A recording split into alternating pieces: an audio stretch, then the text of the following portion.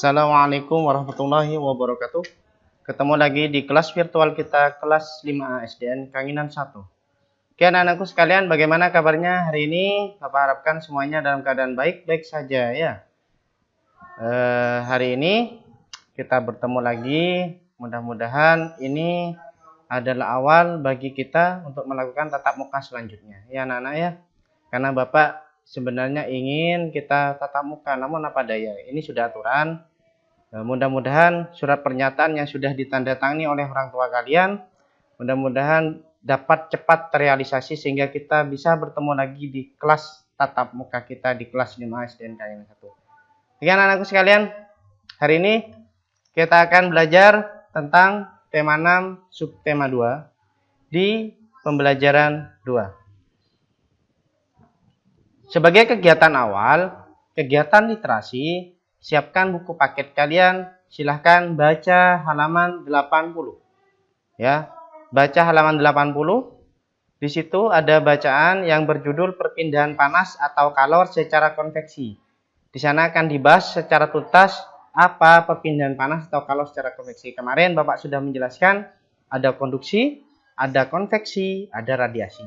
Kalau konduksi menggunakan perantara, kalau konveksi perpindahan ikut perpindahan zat perantaranya, kalau radiasi perpancaran, pancaran saja ya, tanpa menggunakan zat perantara. Oke anak-anak sekalian, tugas hari ini silakan buka buku paket halaman 88, menentukan pola lantai tari. Kemarin Bapak sudah menjelaskan pada saat tatap muka tentang pola lantai.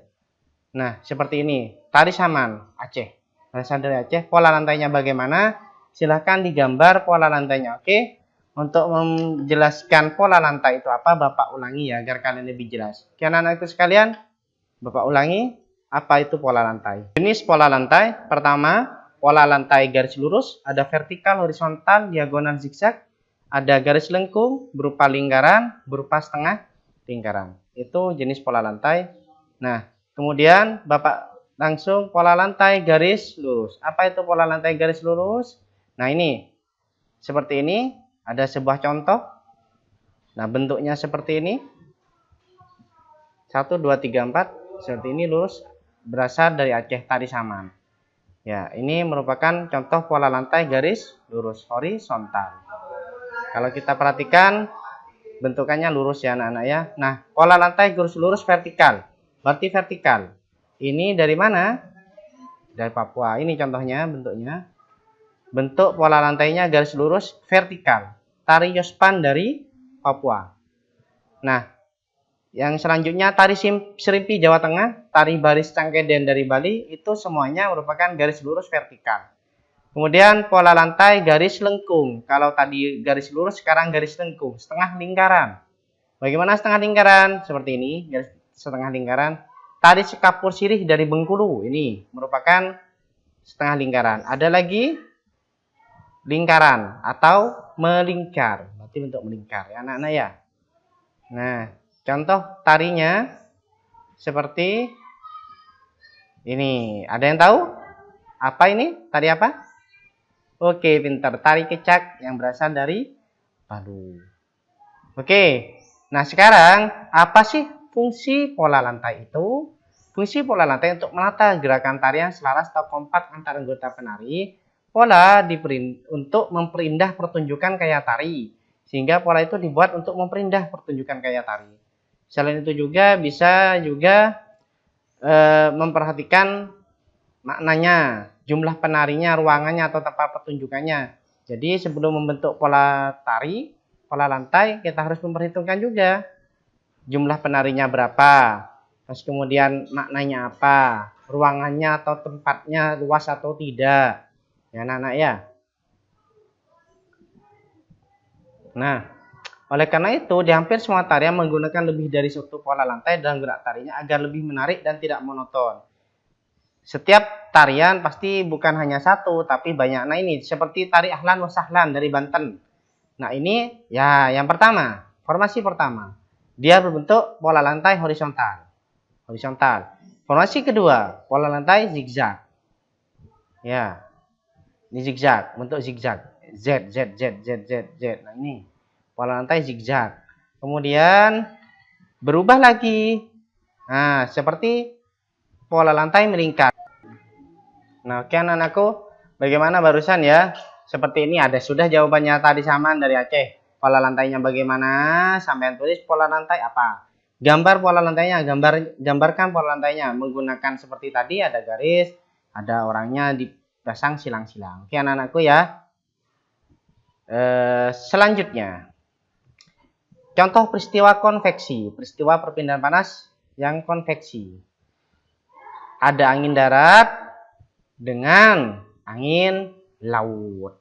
Nah, angin darat terjadi karena udara di darat pada malam hari lebih cepat dingin daripada udara di laut, sehingga udara yang berada di atas laut akan naik dan udara dari darat akan menggantikan posisi udara yang naik tadi. Nah, kalau kalian perhatikan di gambar ini, angin darat itu terjadi dari darat ke laut. Ini ada perputaran seperti ini. Dari darat ke laut. Sehingga ini dimanfaatkan oleh para nelayan untuk menangkap ikan pada saat dan berangkat pada saat malam hari. Makanya kalau nelayan tradisional masih menggunakan apa ini anak? Oh ya, bentar. Menggunakan layar, masih memanfaatkan angin pada saat nelayan tradisional. Pak nelayan itu berangkatnya pada malam hari karena pada malam hari terjadi angin darat yang bertiup dari darat ke laut. Nah ini anak-anak. Ya. Nah, sedangkan angin laut terjadi karena pada siang hari daratan lebih cepat panas dibandingkan di laut, sehingga udara di darat akan naik dan udara laut akan mengalir ke darat menggantikan tempat udara yang naik tadi. Nah ini. Sehingga dimanfaatkan oleh para nelayan untuk pulang.